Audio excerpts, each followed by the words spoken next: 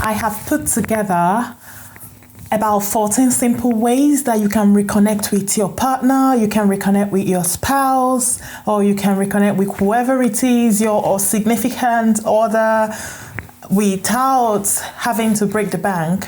Yes, we know that sometimes in relationship, it's kind of like starts to feel a bit rigid or stiff, not as free and flowing and natural as it used to be.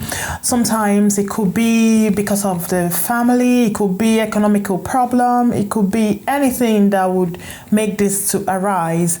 There are a few things that you can do together with your partner so that you can start to have that reconnection back. So what I've put together are a few things that I have tried myself, and I did find them to be helpful and that it works. They are not expensive things to do, no. So you're not going to break the bank and you're not going to do anything extra. It's just simple things that can actually rekindle the relationship or the love that you share with your significant other.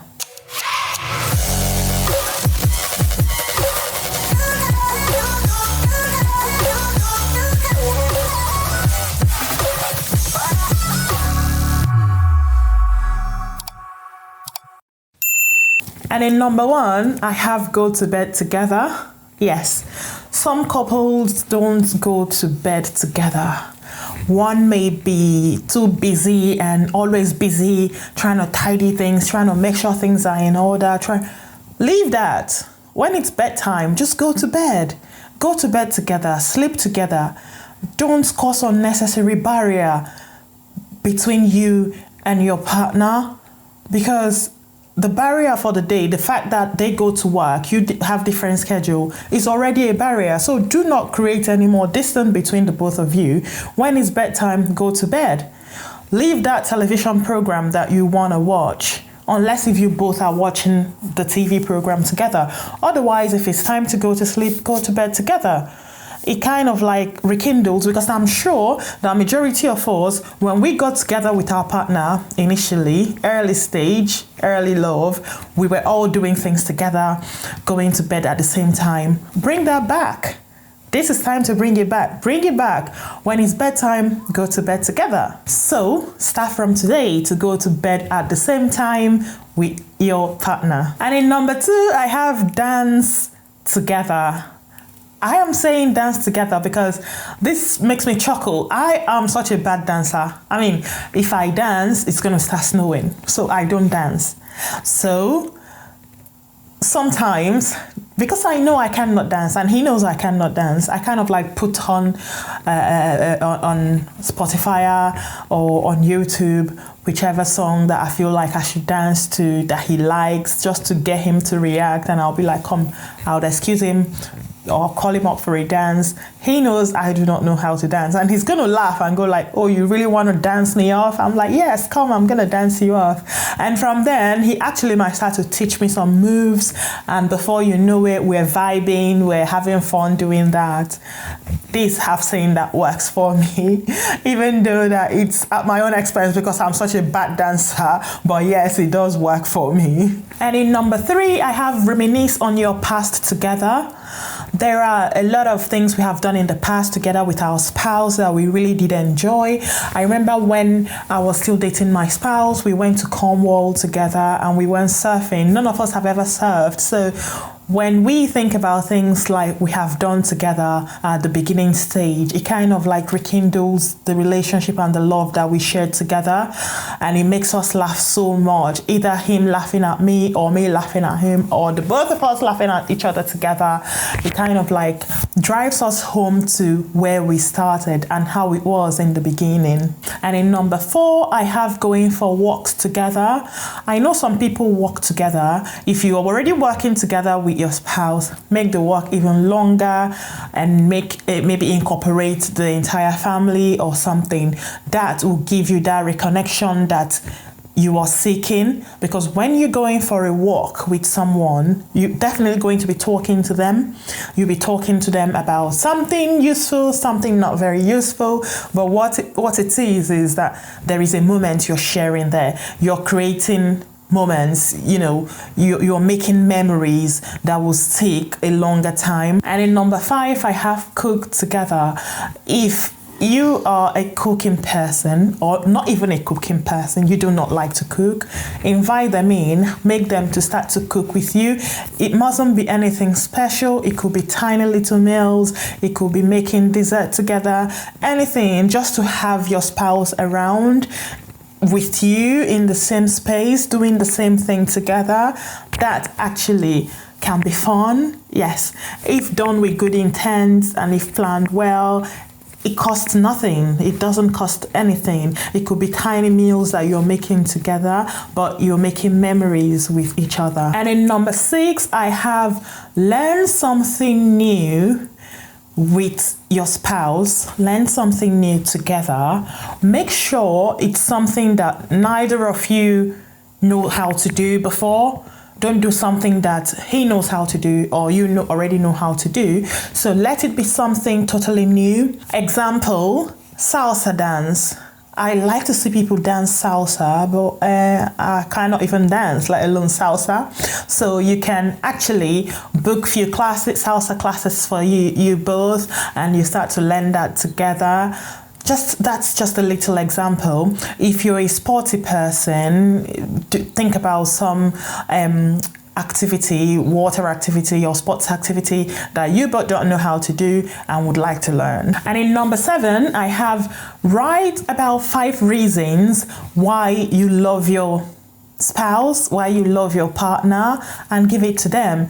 Give it to them nicely, in a nice way. Nothing extra. I have done this before. Just put it in a little envelope, write it out, put it in a little envelope. You can make it look nice, or you can make it look like it's come from somebody other than you and hand it over to him. It kind of like makes them chuckle when they open it and thinking that maybe it's come from someone serious or something serious, only for them to be lovely, nice things and reasons why you kind of like love them. I know I did this because my husband is very curious and anxious when he sees a brown envelope. So what I have done is I wrote mine and put it in a brown envelope, because whenever he sees it, he thinks, oh gosh, it's from HMRC or it's from the VLA and people like that. So I knew this and I went and got a brown envelope and I put that in a brown envelope. I addressed it to him and I put a little stamp on it and gave it to him in the morning. I said, this came for you. And he was like, a brown envelope. He didn't open it before me. He just said, okay, I'm going to open it on my way out. And later on, he gave me a little call and said, what? You made me panic for a minute there. Yeah, do that and see what his reaction will be. And I hope it will kind of like give him that sense of reconnection with you. And in number 8, I have take shower together. I have put this, I know a lot of you might be having shower together with your partner. I remember as a little girl, where I grew up, my neighbor, the husband and the wife, they have their shower together, they have their bath together, and that, in my little world, fascinated me. How do they fit in the shower together? Why are they bathing together? But remember, I was only young. Now I know it is a good way to rekindle your relationship with your partner. And in number 9, I have look at old pictures of you both together. Right? This actually makes me laugh so loud. I bumped into some of the old pictures and young pictures of my husband, and I can't believe they just cracked me. He was all dressed funny and he smiles with his missing tooth. It just was so funny. We kind of like talked about it. He started telling me what event it was that they went, how that day was, how he felt that day when they were taking the pictures. We just kind of like talked about the pictures. And similarly, when he looked at some of my old pictures when I was younger, he goes like, oh, now I see where the girls got their hair from. Your hair looks exactly like our little baby's hair. We kind of like talked about it. Yeah, so it brings love together. Number 10 is play a game together. Right, this one. When I went to Nigeria the last time I went, I bought some old games that we played as little kids, like the Ludo, the Snakes and Ladder, the Scrabble, the what? Yeah. So when I brought them out, my husband jumped on it. He loved playing what? And he loved playing it because he played it so well. He kept winning and winning and winning. And I was happy for him to win. I was happy he was happy winning. You know, I did try my best. I did put effort in, but he kept winning. I don't know how he does it. So it gave him something to pride himself in. And I was happy he was winning. But instead, I was just happy that he was happy. So bringing such games back in play kind of like is a good way for you both to reconnect, take you back to memory lane. And in number 11, I have to become a regular somewhere. Like nothing fancy, but if you become a regular, maybe in your local pub or in a local restaurant next to you, it could be your thing.